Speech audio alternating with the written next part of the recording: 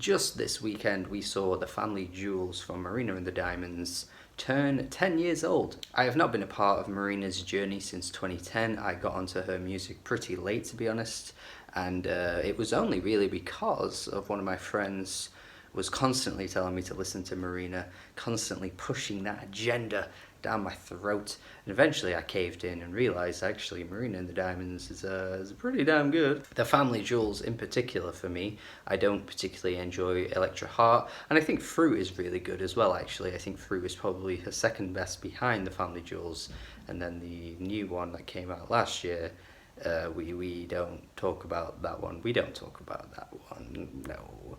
But for me, this was her peak. This was the best we've ever seen Marina and the Diamonds. And her creativity at this point in her career, which was her debut album, was really above and beyond most artists of the 2010s for their debut album, to be honest. And it's a massive shame, a huge shame, a tragedy that this album never really broke beyond a cult classic album. This has a massive following amongst her fans, a very loud and dedicated fan base, but when you talk to critics, mainstream audiences, no one really cares about Marina, and it's a huge shame that even critics aren't dying for this album or dying for more Marina music sounding like this, because I just don't really see why this isn't up there talked about as one of the better pop albums of the 2010s, at least of 2010, the year 2010, but then I'd even go as far as saying the 2010s in general. I think there are lots of interesting themes that run through this album. Marina battling with her own mental health, Marina battling with her own identity as a pop artist in the music industry, attacking media consumption and how it ultimately affects you and messes with your brain and your perceptions of things, and bravely and controversially attacking girls in general. She's bringing girls together here, giving them a telling off and a lecture, which I think is something you wouldn't quite expect in a pop song, to be honest. But it's a really interesting track where she's sort of just saying, look, why we gotta gossip about each other all the time? Why we gotta be bitchy? Why we gotta be talking about body sizes and body image and the things that we eat all the time? If this song was released in 2020, it would get dogpiled on and labelled as internalized misogyny, but people would be wrong because Marina's actually right on this track. And you could also even treat the song as something greater than that too, where she's actually attacking people in the music industry that do this about her. She's a female in the music industry. It's always like, in the tabloids about women gaining weight, women, losing weight. I fucking hate it, man. Gossip magazines and all that kind of shit. It's just it's the most toxic thing. People obviously love the drama and love the gossip, which is why it obviously gets pushed and peddled by these, newspapers, these magazines, these online communities. It's obviously things that people are interested in because they wouldn't just do it for no reason, because, we're all as bad as each other at the end of the day. You can blame these industries for pushing it, but you can then blame the consumers for treating it as something that they view as entertainment, snooping in on celebrities and their lives. It's just the worst thing. I don't know where it comes from, but it's the worst. And only Marina herself would be the type of artist to be as popular as she is and also just talk about these things in her songs, which I guess looking back now probably hindered her in some ways, because these aren't really the types of things that get you popular. These aren't the types of things that get, music industry approval. Her attacking the music industry isn't going to be something that's going to get people wanting to work with her and those types of things. But I like how she'll just stay true to herself on this album and open her big mouth, as she labels it, on I think it was in an interview.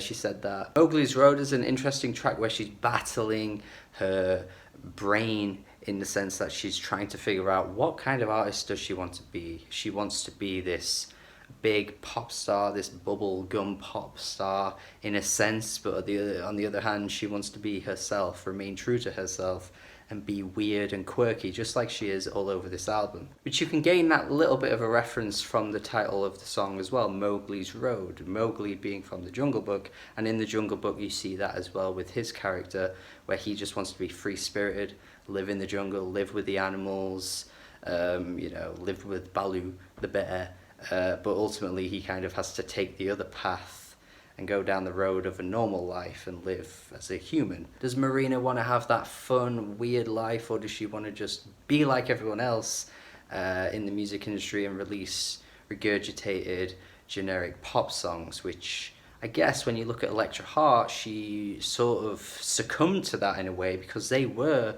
very much trendy pop songs for 2012 when the album came out. However, though, we do get that pop side of her on the album, and it's just as good as anything else we got from the rest of this album too. I think Hollywood is a great track. It was one of her biggest hits and has still been one of her biggest hits since. And you can tell why. It's a great pop track. It's so catchy, it's so melodic.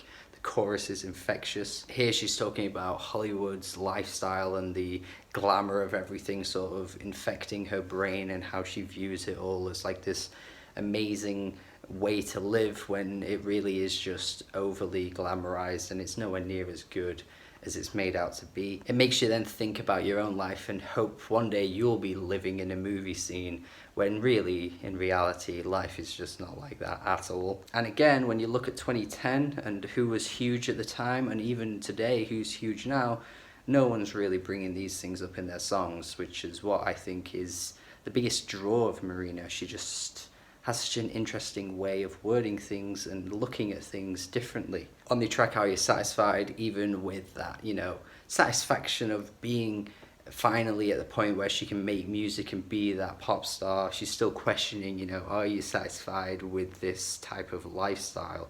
Is it what you really want? And then later on Oh No, she's sarcastically referencing how, she talks and walks like a machine, a robot, and maybe she's just brainwashed into thinking this is the life she wants to live, when truly it's not what she wants at all. And I like all these conflicting emotions across the whole thing. It's a real mess of an album when you look at it at an emotional level, because it's very much just a pop artist sort of taking a look at themselves and viewing themselves and thinking, am I the person I want to be? Is this really what I want? And it's just kind of really very much what you'd expect an artist in that position to be thinking so often. We've seen how fame affects you and how it obviously has its massive positives, but at the same time it has so many drawbacks that I think ultimately can massively affect you mentally. And all that just being turned into great music at the end of the day. Like, these tracks are ridiculously well produced. It's all aged so well. Some of it does sound very like late 2000s indie pop, but then at the same time it really could sound like it could be released today. It's kind of strange. The weird little inflections that she throws out as well in her voice, where she goes like, and then she's like, she's just such an interesting and quirky performer that I think is a huge gem in pop music that we need more of. We need more of this. Even from her, I think this is missing now. It's missing. Where did this go? Why? But of course I must not forget, I am not a robot, bro. I mean, Ricky already talked about this before, and he perfectly describes it, of course. It's Ricky, he's amazing. But that 2 minute 28 seconds mark, the way that fucking hits, guess what? Amazing, just amazing. That the way she's just like reassuring you that you're okay, everything's okay. It's such an anthem for like teenagers, man. This is like a song for a generation, but it never became that song for a generation because the world is shit and the world doesn't know good music. This is the peak of her career, man, this song, and the album at large is the peak of her career too. Great album. And again, one of the best of the 2010s. I think from now on I'm going to leave off scores for a decade later videos. Hopefully I'll actually keep this up as well. I do the same thing every year where I start off really strong with loads of different videos for the series, and then it gets to like June and then I just don't do them. I stop doing them or something. It's weird, but hopefully I'll keep this up. Let me know your thoughts on this album if you've listened to it before. If you haven't listened to it, check it out. Then let me know what you think. Thank you for watching my video. Have a good day. Subscribe as well, and goodbye.